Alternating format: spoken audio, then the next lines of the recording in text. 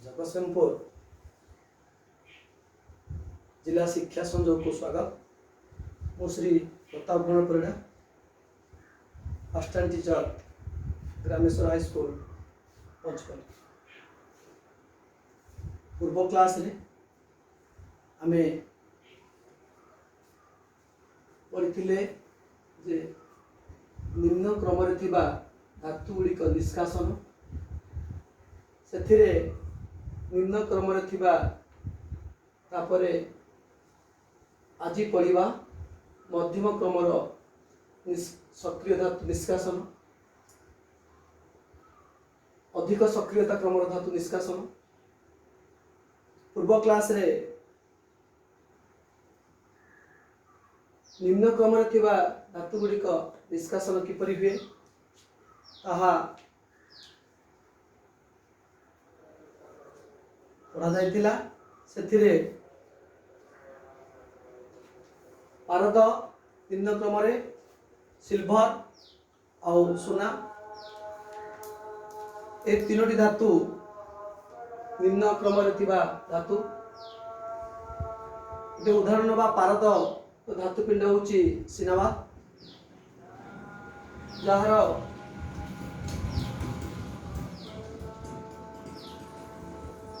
संकेत एचजीएस।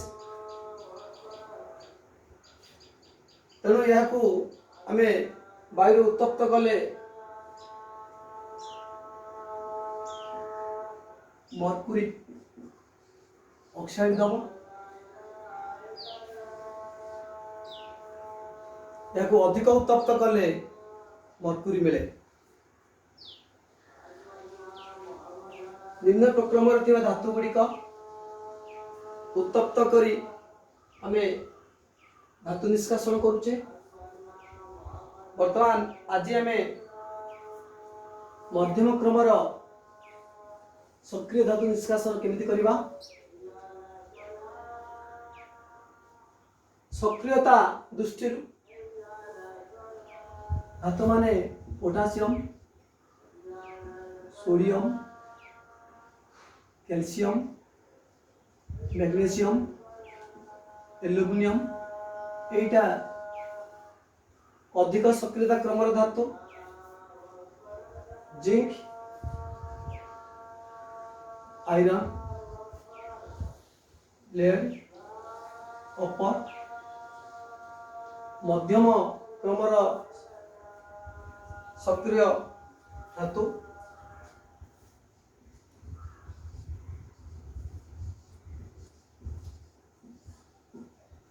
एटा निम्न क्रम रे थिबा धातु।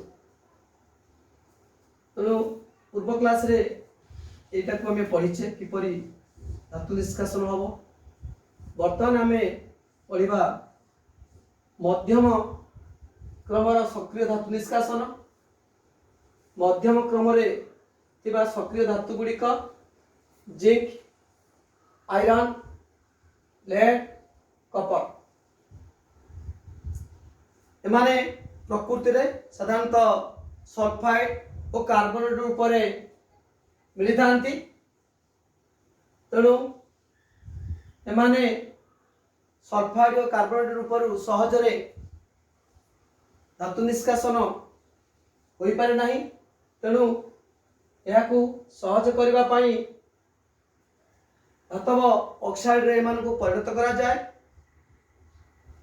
तेणु जदि आमे सल्फाइड और थिबो सल्फाइड और कार्बोनेट दीटा रूप रे मध्यम क्रम रे थिबा धातु मिल थांती। एमाने सल्फाइड और थिले से माने को ऑक्साइड रे परिणत करिबा। सल्फाइड धातु पिंड को ऑक्साइड रे परिणत करबा को या को यथेष्ट परिमाण रो वायु उपस्थिति रे अधिक परिमाण रो उत्तप्त करे को पड़े। या को अधिक परिमाण रो उत्तप्त कले आमे को रोस्टिंग कहबा। तो सल्फाइड और को यथेष्ट परिमाण वायु रे अधिक समय पर्यंत आमे उत्तप्त कले ताको आमे रोस्टिंग कहबा, जा फल रे सल्फाइड ओरटा ऑक्साइड रे परिणत होबो।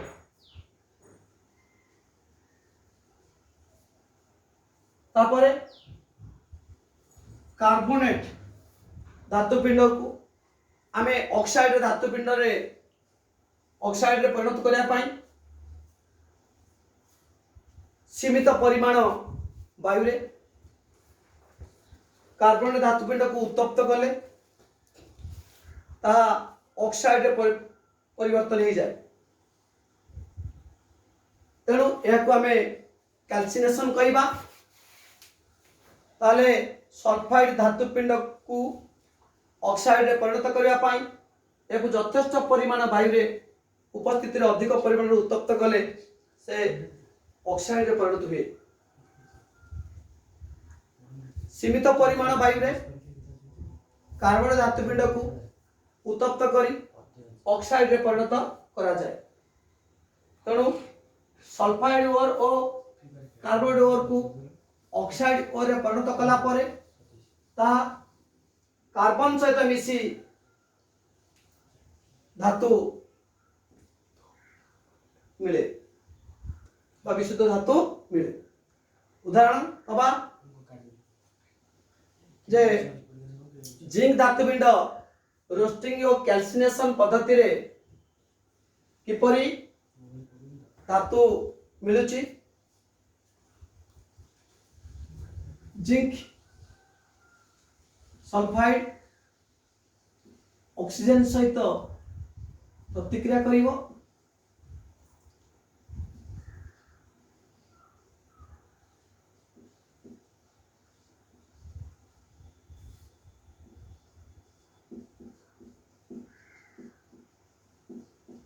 Roasting ZnS plus O2 ZnO plus SO2 एठी सल्फाइड और ऑक्सीजन सहित प्रतिक्रिया करी जिंक ऑक्साइड रे परिणत होउची एहा को हमें रोस्टिंग कहउचे एको हमें रोस्टिंग कहउचे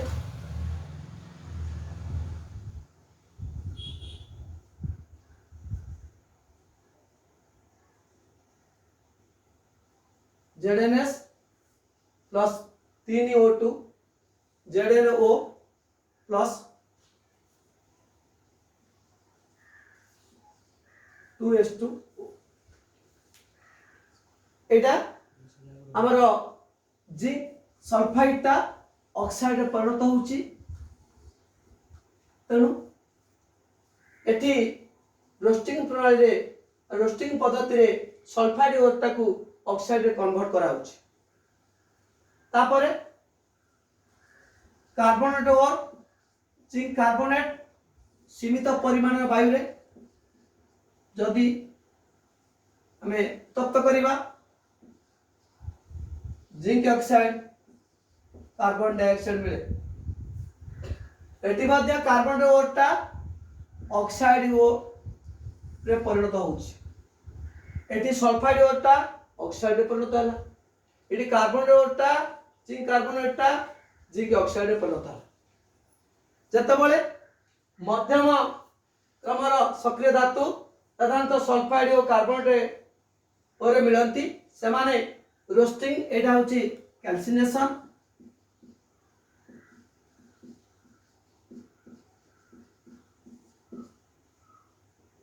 एटी सीमित परिमाण वायु उत्तप्त करिवो एटी यथेष्ट परिमाण वायु उत्तप्त करिवो आमे ऑक्साइड पाउचे एई ऑक्साइड ओरटा को बा ऑक्साइड टा को धातव ऑक्साइड को कार्बन सहित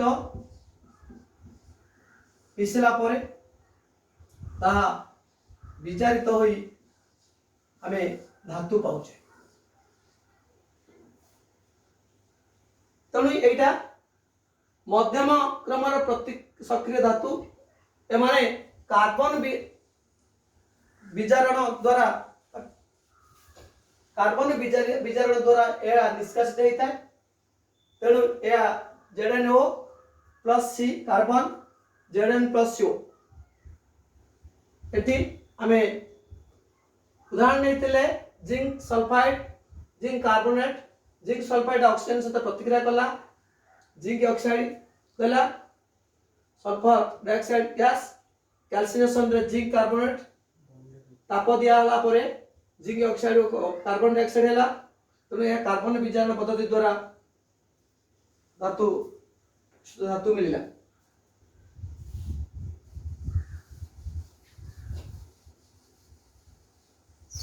बेले बेले कार्बन विजारण पद्धति व्यतीत विस्थापन प्रतिक्रिया द्वारा मध्य धातु निष्कासन करा जाए। तेणु अधिक प्रतिक्रियाशील धातु सोडियम, कैल्शियम, एल्युमिनियम मध्य एमाने विचारक रूपे व्यवहार करा जाए। एमाने अधिक प्रतिक्रियाशील धातु सोडियम, कैल्शियम, एल्युमिनियम एमाने को मध्य विचारक रूपे व्यवहार करा जाए। आओ विस्थापन प्रक्रिया द्वारा मध्य एमाने को धातु निष्कासन करा जाए। कारण सेमाने कम प्रतिक्रियाशील धातु को सेमानकर यौगिक अपसारण करती। कम प्रतिक्रियाशील धातु को सेमानकर यौगिक अपसारण करती। एमाने मध्य अधिक सक्रियता क्रम धातु एमाने विचारक रूपे कार्य करती। तेणु एमाने मांगानीज ऑक्साइड सहित एल्युमिनियम प्रतिक्रिया करिवो।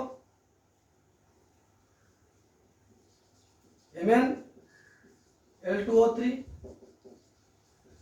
प्लस था।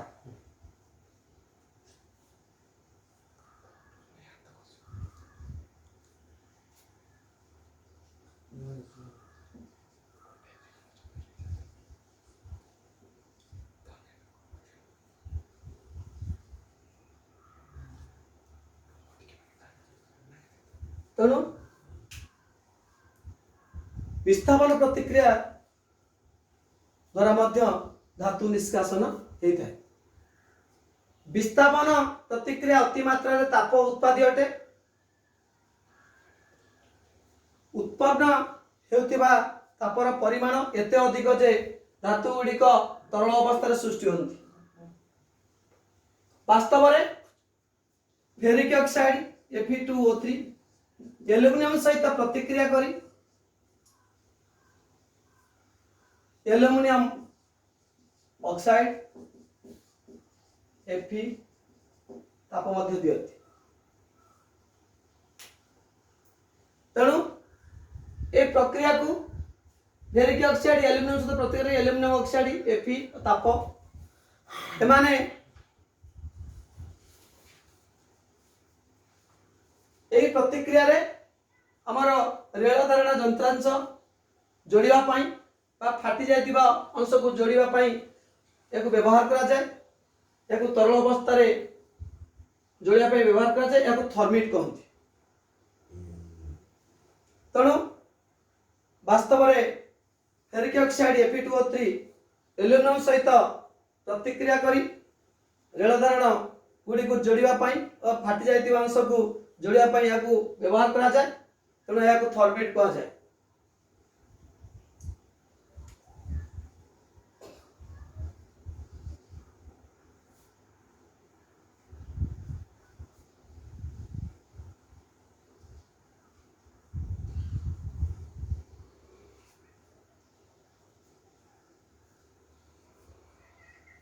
तापर हमें जिबा अधिक सक्रियता क्रम धातु निष्कासन।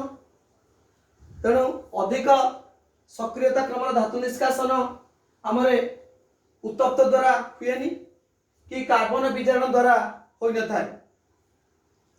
यह वैद्युतिक विजारण द्वारा होई थाए। कारण यार धातु गुड़िक कार्बन अपेक्षा ऑक्सीजन प्रति रासायनिक आकर्षण अधिक। यही धातु गुड़िक वैद्युतिक विजारण द्वारा मिली थाए। सोडियम, मैग्नीशियम, कैल्शियम से माने तरल क्लोराइड रु वैद्युतिक विश्लेषण द्वारा मिली थांती। कैथोड रे Na plus E Na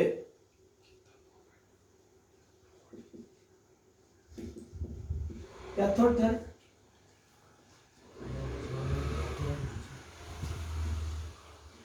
anode थारे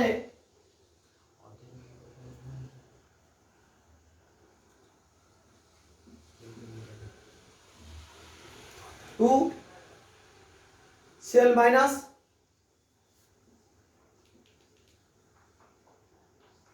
Cl2 प्लस 2E।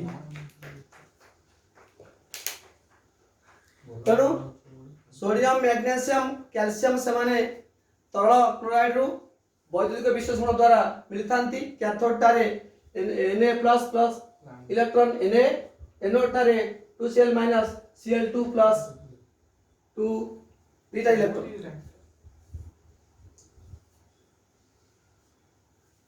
तेणु एमाने विद्युत प्रवाह कराई निश्चित भाव में एठू आमे धातु पाइबा। तेणु यह वैद्युतिक विजारण द्वारा धातु मिलता।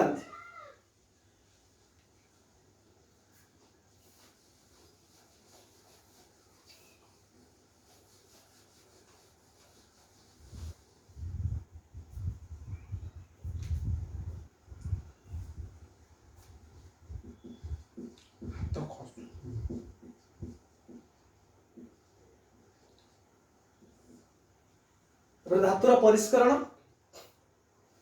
परिष्करण करने वैद्युतिक शोधन प्रणाली आमे अवलंबन करिबा।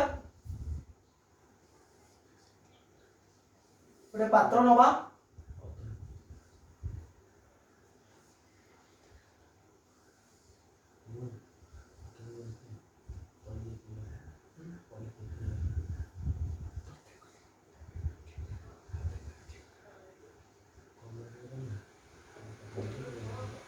कुंड पात्र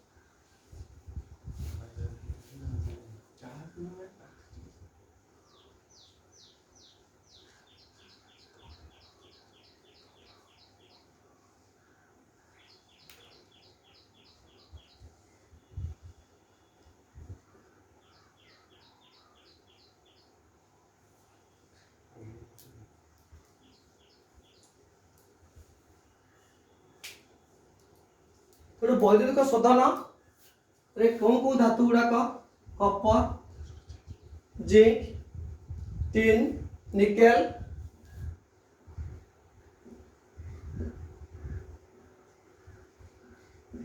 गोल्ड सिल्वर इत्यादि निष्कासित होता है।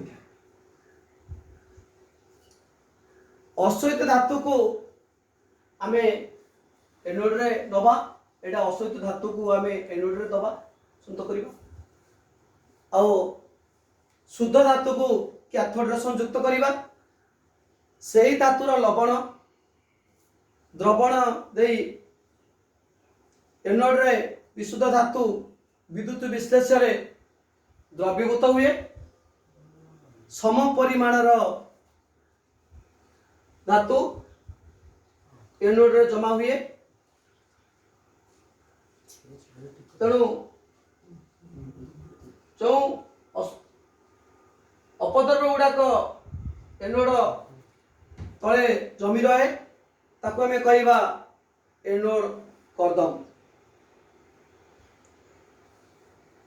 तेणु यहीपरि भाव में आमर धातु को वैद्युतिक शोधन प्रणाली रे धातु निष्कासन करा जाए बा शुद्ध धातु मिलता है। तेणु आज आमे मध्यम सक्रियता क्रम धातु निष्कासन अधिक सक्रियता क्रम धातु निष्कासन किपरि हुए से विषय पढ़िले। धन्यवाद।